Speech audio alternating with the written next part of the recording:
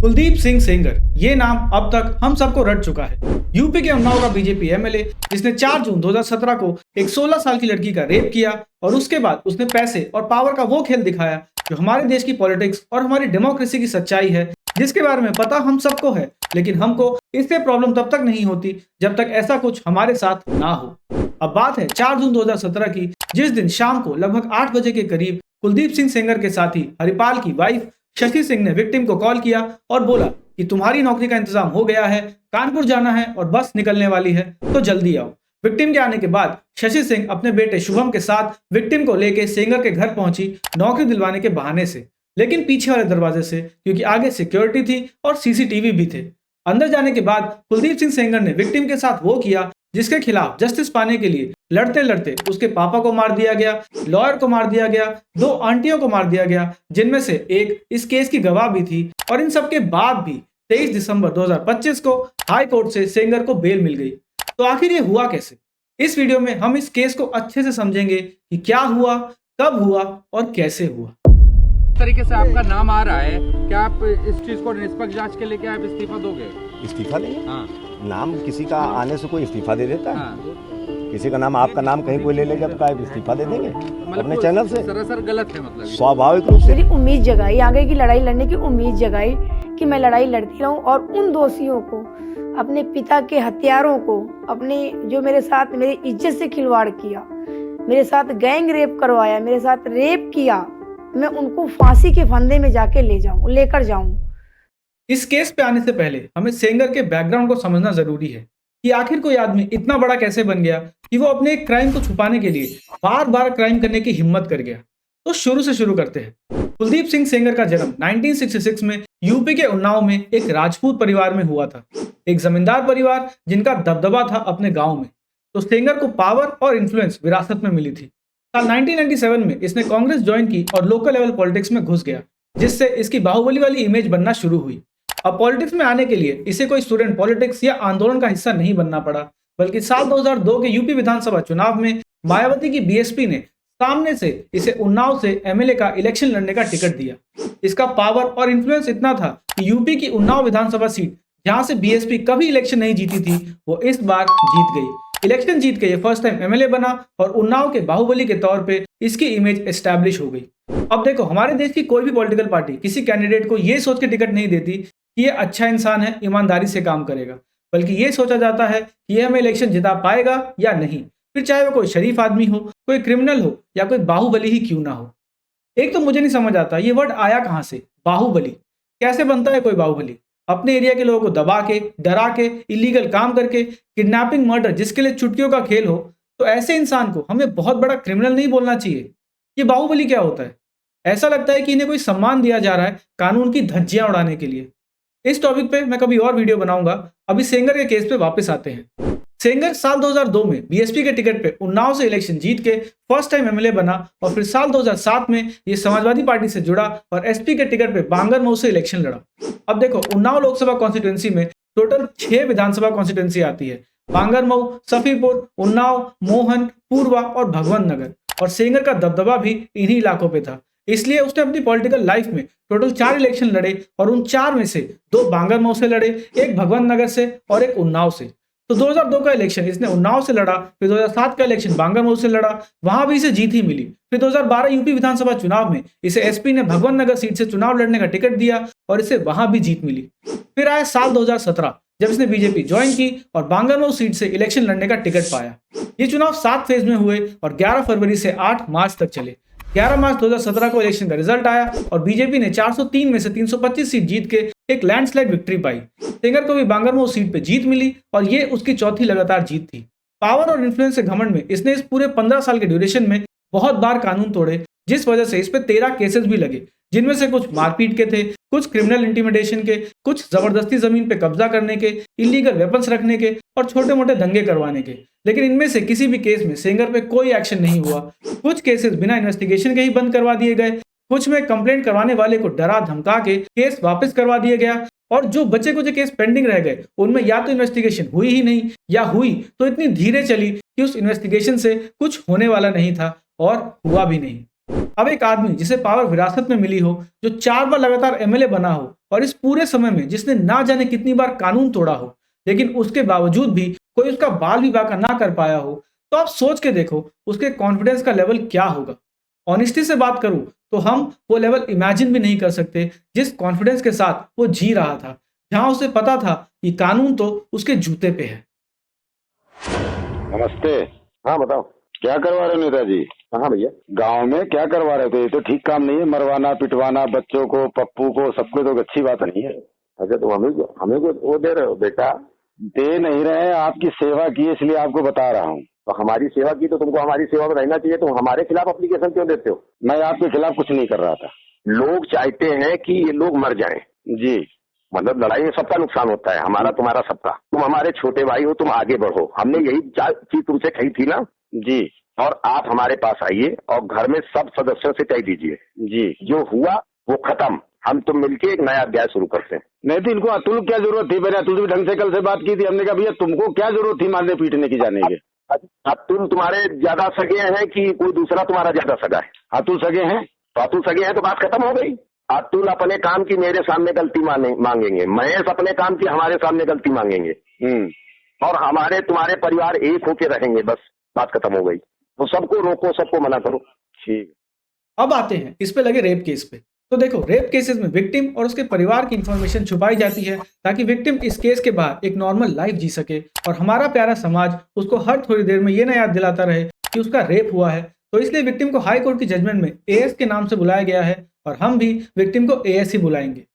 अब समझते हैं पूरा केस। तो 4 जून 2017 को पूरा इंसिडेंट हुआ शाम को 8 से 8:30 बजे के बीच में यूपी के उन्नाव डिस्ट्रिक्ट के मक्खी गांव में सेंगर के घर पे, और फिर 8:30 बजे लड़की को डरा धमका के वहां से भेज दिया गया। अपनी और अपने परिवार की जान के डर के चलते एएस ये बात अपने परिवार को बताने से हिचकिचा रही थी, लेकिन रेप के ठीक 7 दिन बाद यानी 11 जून 2017 को सेंगर के लोगों ने एएस को बहला फुसला के और इस बार पक्की नौकरी दिलवाने का वादा करके उसे सेंगर के घर ले गए। और इस बार सिर्फ कुलदीप सिंह सेंगर नहीं बल्कि उसका भाई अतुल सिंह सेंगर, शशि सिंह के बेटे शुभम के साथ साथ सेंगर के कुछ और साथी अवधेश तिवारी, ब्रिजेश यादव और विनीत मिश्रा, इन सब ने मिलकर एएस का गैंगरेप किया। गैंगरेप के बाद एएस को डरा धमका के वापस भेज दिया गया। वो डर गई थी, लेकिन इस बार उससे ये बात दबाई नहीं गई और उसने अपने चाचा को पूरी कहानी बताई। चाचा ने ये सब जानने के बाद सबसे पहले एएस के पापा मम्मी को ये सब बताया। ये सब पता चलने के बाद एएस, उसके पापा मम्मी और चाचा मक्खी गांव के पुलिस स्टेशन पहुंचे कंप्लेंट करने। 20 जून 2017 को एएस की स्टेटमेंट ली गई और 22 जून को एफआईआर रजिस्टर की गई।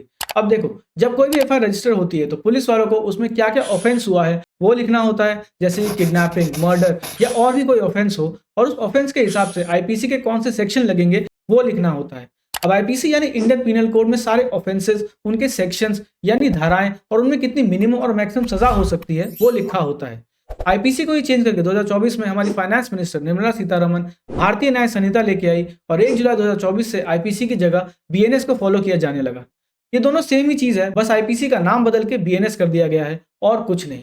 अब 22 जून 2017 को पुलिस ने आईपीसी सेक्शन 363 जो कि किडनैपिंग के लिए होता है, सेक्शन 366 जो कि किसी लेडी को किडनैप करके फोर्सफुल इंटरकोर्स के लिए होता है, सेक्शन 376 जिसमें रेप के केस में कितनी सजा दी जानी चाहिए वो मेंशन है, सेक्शन 506 जो क्रिमिनल इंटिमिडेशन यानी किसी को डराने धमकाने के केस में लगाया जाता है, और इन सबके साथ पॉक्सो यानी protection of children from sexual offences act लगा के एफआईआर रजिस्टर कर ली। अब यहाँ तक तो आपको लग रहा होगा कि पुलिस ने अपना काम कितने अच्छे से किया, लेकिन मेन ट्विस्ट यही है। पुलिस ने एफआईआर तो रजिस्टर की, लेकिन उस एफआईआर में कुलदीप सिंह सेंगर और उसके भाई अतुल सिंह सेंगर का नाम डालने से मना कर दिया। एएस और उसके परिवार के बार बार रिक्वेस्ट करने के बावजूद भी उनकी बात नहीं मानी गई और पुलिस अपनी ही बात पे अड़ी रही और इन्हीं को समझाती रही सेंगर का नाम एफआईआर में मत डलवाओ, नहीं तो अच्छा नहीं होगा। पुलिस की तरफ से कोई मदद ना मिलने पर फाइनली 3 जुलाई 2017 को एएस ने यूपी के सीएम योगी आदित्यनाथ को लेटर लिखा अपनी पूरी कहानी बताते हुए और इन दोनों भाइयों का नाम एफआईआर में दर्ज करवाने के लिए, लेकिन उससे भी कुछ नहीं हुआ। सेंगर खुलेआम बाहर घूम रहा था और एएस और उसके परिवार को केस वापस ना लेने पर जान से मारने की धमकियां दे रहा था। अगले कुछ महीने ऐसे ही चला। एएस के पापा पुलिस स्टेशन के चक्कर लगाते रहे, पुलिस अपनी आंखें बंद करके बैठी रही और सेंगर और उसके गुंडे इस परिवार को जान से मारने की धमकी देते रहे। फिर एएस के लॉयर लेट महेंद्र सिंह ने इनके परिवार को सलाह दी एफआईआर में कुलदीप सेंगर और अतुल सेंगर का नाम डलवाने के लिए चीफ जुडिशियल मजिस्ट्रेट कोर्ट में अपील करने की। अब देखो, हमारे कानून में एक प्रोविजन है कि अगर पुलिस आपकी एफआईआर लिखने से मना कर रही है या जो एफआईआर लिखी है उससे आप सेटिस्फाइड नहीं है तो आप सीधा मजिस्ट्रेट के सामने अपील कर सकते हैं और वहां अपना केस सुना सकते हैं। और अगर मजिस्ट्रेट को लगता है कि हाँ आपकी बात सही है तो वो सीधा पुलिस को ऑर्डर दे सकते हैं एफआईआर रजिस्टर करने के लिए या रजिस्टर्ड एफआईआर में चेंजेस करने के लिए। अब एएस और उसके परिवार ने भी यही रास्ता अपनाया और पहली एफआईआर रजिस्टर होने के लगभग 8 महीने बाद यानी 12 फरवरी 2018 को एएस की मम्मी ने उन्नाव के चीफ जुडिशियल मजिस्ट्रेट कोर्ट में अपील फाइल कर दी। ये अपील फाइल होने से बात सेंगर के हाथ से बाहर निकल गई क्योंकि अब एफआईआर में उसका नाम डालने का डिसीजन उसके कंट्रोल पुलिस वालों के हाथ में नहीं था बल्कि एक जज उसका फैसला करने वाला था। तो सेंगर के पास बचने का एक ही रास्ता था कि वो इस अपील को वापस करवाए। इस काम में सेंगर और उसका भाई जोर शोर से लग गए। अपील फाइल होने के लगभग 2 महीने बाद यानी 3 अप्रैल 2018 को जब कोर्ट की हियरिंग अटेंड करके एएस और उसका परिवार बाहर आया तभी कुलदीप सेंगर का भाई अतुल सिंह सेंगर और उसके गुंडों ने उन्हें पेड़ से बांधकर उनके साथ मारपीट की और उसके अगले ही दिन अपनी पावर का यूज करके एक पुराने आर्म्स एक्ट के केस के अंडर एक एफआईआर दर्ज करवाई। कंप्लेंट थी कि एएस के पापा के पास एक इलीगल गन मिली है। अब जैसे कि आप लोग जानते हो कि पुलिस कितने अच्छे से अपना काम करती है, तो पुलिस ने एफआईआर दर्ज होते ही तुरंत एक्शन लिया और एएस के पापा को गिरफ्तार कर लिया। फिर जेल में पुलिस वालों की आंखों के सामने सेंगर और उसके गुंडों ने एएस के पापा को इतना मारा कि वो आदमी अधमरा हो गया और इतना ही नहीं, इसके बाद उन्हें कोई मेडिकल हेल्प भी नहीं दी गई कि वो बच सके। एएस और उसके बाकी परिवार वालों को उनसे मिलने भी नहीं दिया गया। इन सबसे परेशान होकर 8 अप्रैल 2018 को एएस सीएम हाउस के बाहर सेल्फ इमोलेशन यानी अपने आप को जला के मारने चली गई। मतलब एक लड़की को जस्टिस के लिए अपने आप को आग लगाने को सोचना पड़ा, तब जाके इस सिस्टम की आंखें खुली और तब भी शायद नहीं खुलती अगर पूरे देश में ये बात आग सी नहीं फैलती। अब सीएम के आदेश पे एक्शन होना तो शुरू हो गया था, पुलिस अपना काम करने लगी थी, लेकिन एएस के पापा की जान बचाने की उम्मीद खत्म हो चुकी थी क्योंकि अगले ही दिन यानी 9 अप्रैल 2018 को एएस के पापा की मार पिटाई के चलते पुलिस कस्टडी में ही डेथ हो गई और एएस के सेल्फ इमोलेशन के अगले ही दिन ये होने से बात पूरे देश में फैल गई और हर न्यूज चैनल और सोशल मीडिया पोस्ट पे ये केस ट्रेंड होने लगा। हमारे साथ इन्होंने बहुत गलत किया है, हमारे साथ इन्होंने रेप किया है। कुलदीप सेंगर के आदमियों ने हमको उठा के ले गए थे, हमारे साथ बहुत गलत किया है। कुलदीप सेंगर ने विधायक हाथ के ऊपर बागर मऊ के विधायक है वो। मेरी तो प्रशासन से यह अनुरोध है कि जिन लोगों ने इस चुनाव इसी समय उनके नंबर निकलवा लिए जाए और पूरी साजिश की जांच कर ली जाए, कौन लोग इस साजिश में शामिल हैं और कौन लोग अपराधी हैं। जब ये बात न्यूज में आई तब पूरे देश में हंगामा शुरू हो गया, सोशल मीडिया ट्रेंड चलने लगे, सब जस्टिस मांगने लगे और प्रेशर में आके ये केस सीबीआई को सौंप दिया गया। अब सोचो, एक स्टेट में किसी के साथ इतना गलत हुआ हो और उसके बाद हालत ऐसी हो कि उसको जस्टिस मिल पाए, इसलिए उसका केस प्रेशर में आके सीबीआई को सौंपना पड़े। तो क्या ये उस स्टेट के नेताओं का और वहां की पुलिस का बहुत बड़ा फेलियर नहीं है? क्या उनकी कोई जवाबदेही नहीं बनती? लेकिन हमारे उत्तर प्रदेश में ना किसी नेता ने रिजाइन दिया और ना ही किसी पुलिस वाले को सस्पेंड किया गया। रिजाइन करना तो छोड़ो, वहां के सीएम ने लोगों के सामने आके अपने फेलियर के लिए माफी तक नहीं मांगी। लेकिन हमें क्या, हम तो अमृत काल में जी रहे हैं, तो सब बढ़िया ही होगा। एएस के पापा की डेथ के केस में एफआईआर दर्ज हुई और उसके अक्यूज थे दोनों सेंगर भाई। मक्खी पुलिस स्टेशन के इंचार्ज अशोक सिंह भदौरिया, सब इंस्पेक्टर केपी सिंह, सेंगर के गुंडे विनीत मिश्रा, बीरेंद्र सिंह, शशि प्रताप सिंह और इनके साथ साथ सेंगर के 3 और गुंडे। एएस के पापा की डेथ के अगले ही दिन यानी 10 अप्रैल 2018 को अतुल सिंह सेंगर को अरेस्ट कर लिया गया। इन्वेस्टिगेशन होने लगी और 12 अप्रैल 2018 को 2 और एफआईआर दर्ज हुई। पहली थी किडनैपिंग और रेप अगेंस्ट माइनर की, जिसमें सेक्शन 363, 366, 376, 506 और पॉक्सो एक्ट भी लगाया था। इसमें 2 लोगों के नाम डाले गए, पहला था कुलदीप सिंह सेंगर और दूसरी थी शशि सिंह। वही शशि सिंह जो एएस को सेंगर के घर लेके गई थी नौकरी के बहाने से। अब इसके साथ दूसरी एफआईआर दर्ज की गई मारपीट और क्रिमिनल इंटिमिडेशन यानी डराने धमकाने के लिए। इसमें सेक्शन 147 जो कि राइटिंग यानी मारपीट के लिए लगाया जाता है, सेक्शन 323 जो तब लगता है जब कोई जानबूझकर किसी को चोट पहुंचाता है, और सेक्शन 504 जो किसी को जबरदस्ती प्रवोक करके कुछ गलत काम करवाने के लिए लगाया जाता है। ये तीनों सेक्शन लगाए गए इस एफआईआर में और अक्यूज में नाम रखे गए सेंगर के गुंडों के, जो कि थे विनीत मिश्रा, बउआ, शैलू और सोनू। एफआईआर दर्ज होने के अगले ही दिन यानी 13 अप्रैल 2018 को सेंगर को अरेस्ट कर लिया गया और उसी दिन एएस की फैमिली की 12 फरवरी 2018 को मजिस्ट्रेट को की गई अपील भी खारिज हो गई, क्योंकि अब इस नई एफआईआर में दोनों सेंगर भाइयों के नाम डाल दिए गए थे। अब सेंगर को अरेस्ट करने के बाद इन्वेस्टिगेशन शुरू हो गई। इन्वेस्टिगेशन के दौरान ही यानी 16 अप्रैल 2018 को एक और एफआईआर दर्ज हुई किडनैपिंग और जबरदस्ती एएस को फोर्स करने के लिए अंडर सेक्शन 363 और सेक्शन 366। इसमें अक्यूज बनाया गया अवधेश तिवारी और शशि सिंह के बेटे शुभम सिंह को। अब सीबीआई ने इन्वेस्टिगेशन करना जारी रखा और जुलाई 2018 में अपनी चार्जशीट सबमिट की। देखो, पुलिस हो या सीबीआई, इन सबको किसी भी क्रिमिनल केस में एफआईआर के बाद इन्वेस्टिगेशन करके अपनी इन्वेस्टिगेशन रिपोर्ट कोर्ट में सबमिट करनी होती है। इस रिपोर्ट को चार्जशीट कहते हैं। इसमें अक्यूज का नाम, विटनेस का नाम, क्या क्राइम हुआ है, किस किस को अरेस्ट किया गया है और कब अरेस्ट किया गया है और इन सबके खिलाफ क्या सबूत मिले हैं, वो सब लिखा होता है। तो सीबीआई ने इस केस की चार्जशीट जुलाई 2018 में फाइल की और फिर ट्रायल शुरू हुआ। ट्रायल चला लखनऊ के डिस्ट्रिक्ट एंड सेशंस कोर्ट में।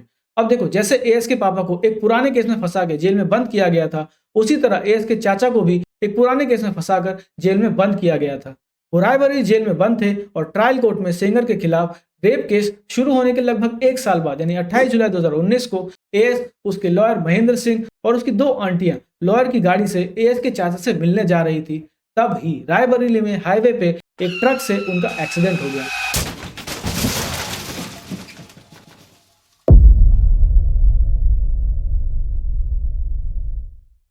एक्सीडेंट में दोनों आंटियों की ऑन द स्पॉट डेथ हो गई और एएस और उसके लॉयर दोनों बुरी तरह जख्मी हो गए। हॉस्पिटल पहुंच के एएस को तो किसी तरह बचा लिया गया, लेकिन उसके लॉयर महेंद्र सिंह को नहीं बचाया जा सका और उनकी भी जान चली गई। अब इसके अगले ही दिन यानी 29 जुलाई 2018 को यूपी के गुरबख्शगंज पुलिस स्टेशन में एफआईआर दर्ज हुई और अक्यूज बने कुलदीप सिंह सेंगर, उसका भाई मनोज सिंह सेंगर, सेंगर के साथी विनोद मिश्रा, हरिपाल सिंह, नवीन सिंह, कोमल सिंह, रिंकू सिंह, अरुण सिंह और ज्ञानेंद्र सिंह। इसके साथ साथ मेन अक्यूज थे उस ट्रक का ड्राइवर आशीष कुमार पाल और उसका हेल्पर मोहन श्रीनिवास।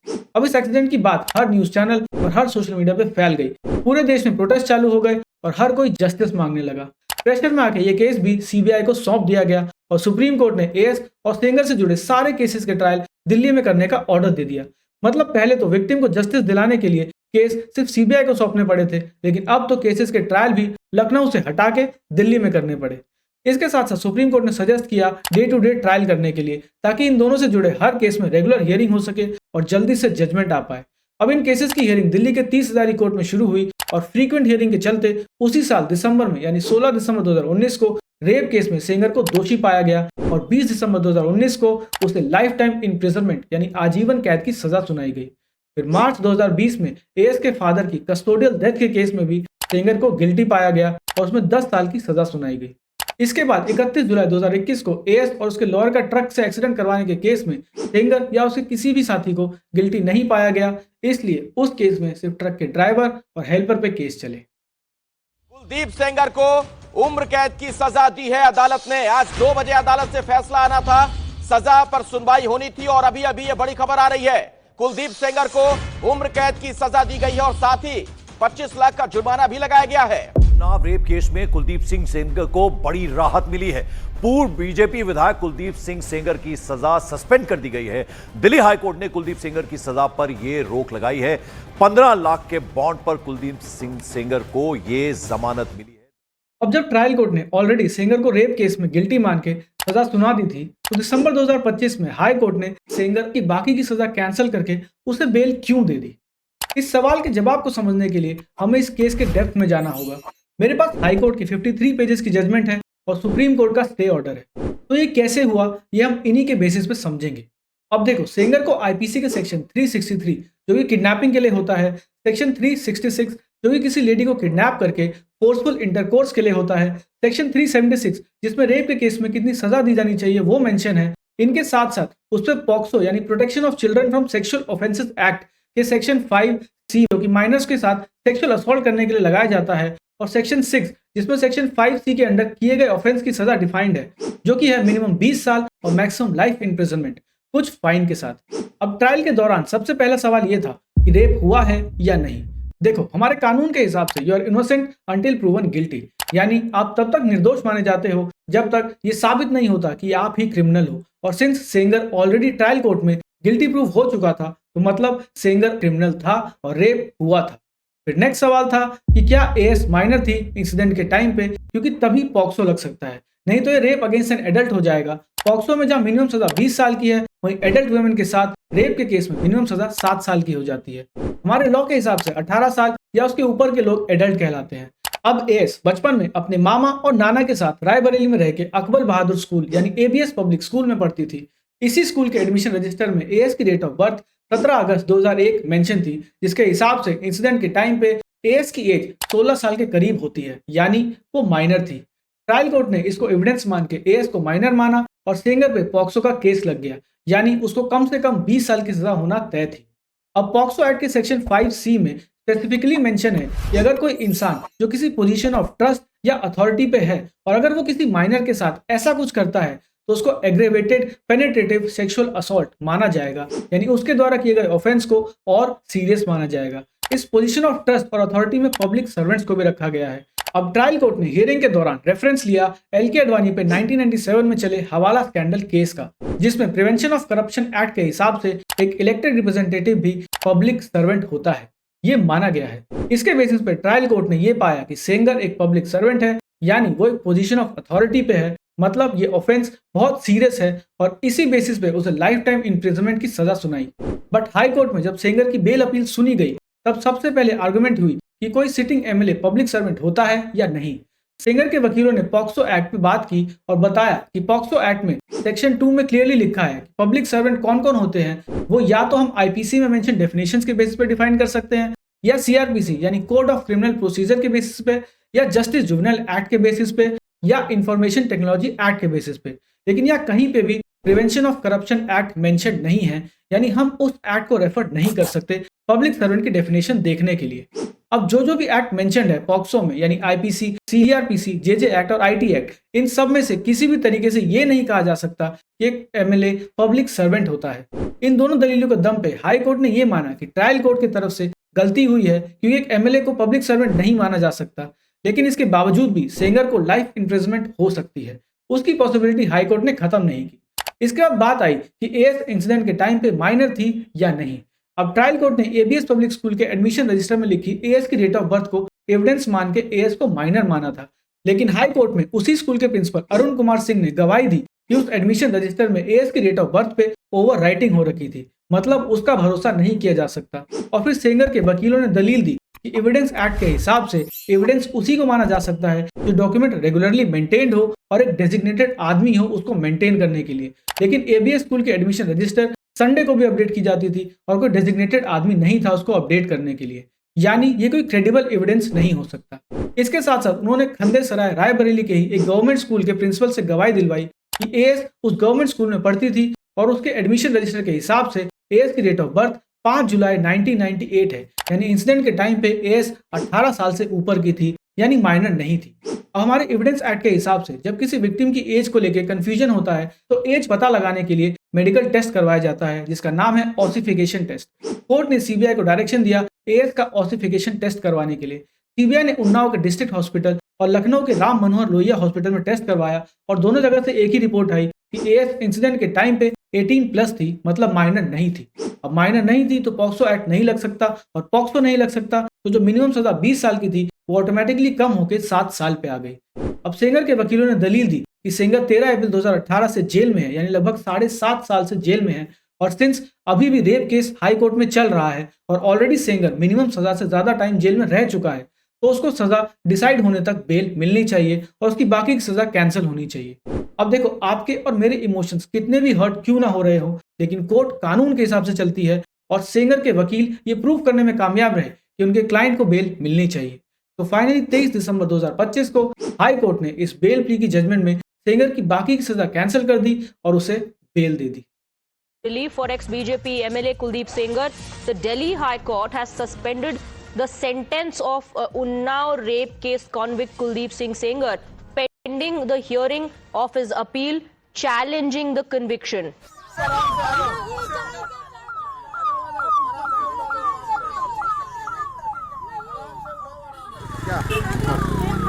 कुछ नहीं सेम।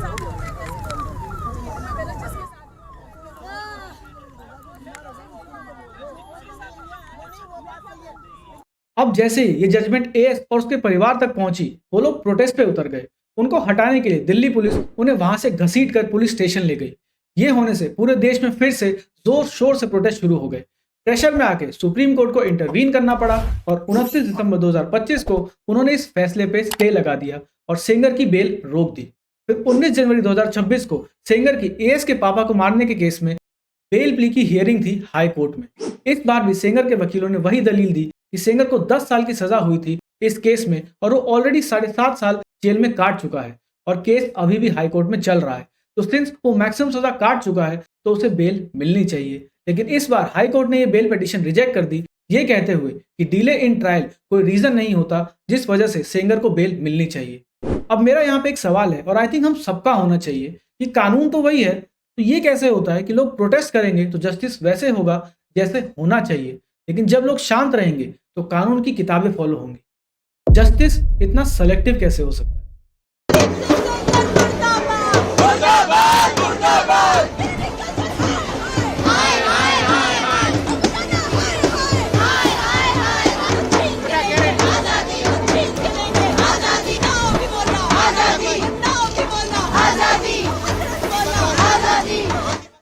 तो इस वीडियो में इतना ही। वीडियो में बताए गए फैक्ट्स जहां से लिए गए हैं उनका लिंक मैंने डिस्क्रिप्शन में दे दिया है, आप चेकआउट कर सकते हैं।